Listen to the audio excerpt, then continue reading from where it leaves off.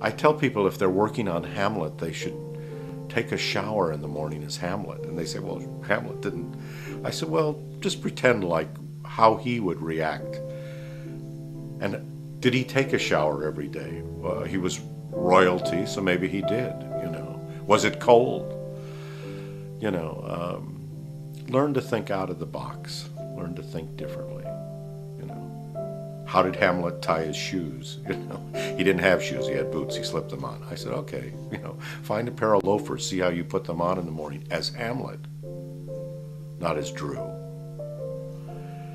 And it makes people dream and think differently. And I think that's essential in the creative process. In the early 90s, I went back and I studied with a teacher by the name of John Lynn.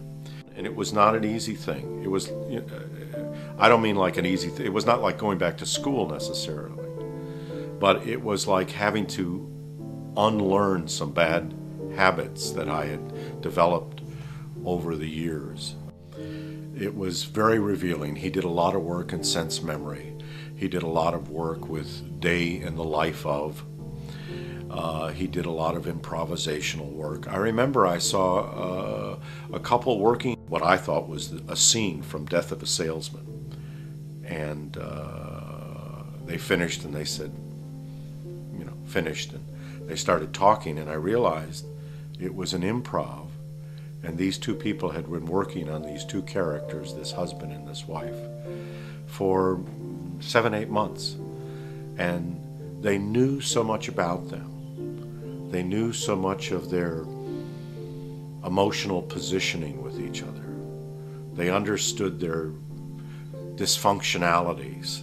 I thought it was the scene, and I was like shocked, and I thought, oh my gosh, that's the kind of work I want to be able to do. I want to be able to access my heart and create character with depth.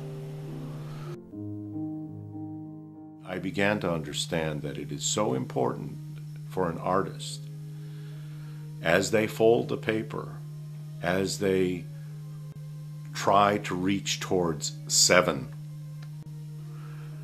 that they give away or they give back. They share what their gift is. Because just think of what the world would be like if there weren't artists here. Right? It'd be a lot worse. And to be able to make life better, to be able to make people laugh, make people cry, make people see themselves, make people identify with others, is a real gift. And it's part of the human cycle. It's part of the connection. And I am so blessed to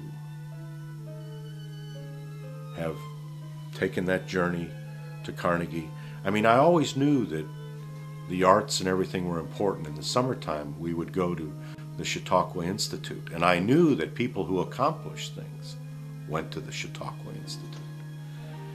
And I realize now that what we accomplish with our heart and with our soul is the thing that defines who we are as a society and as individuals.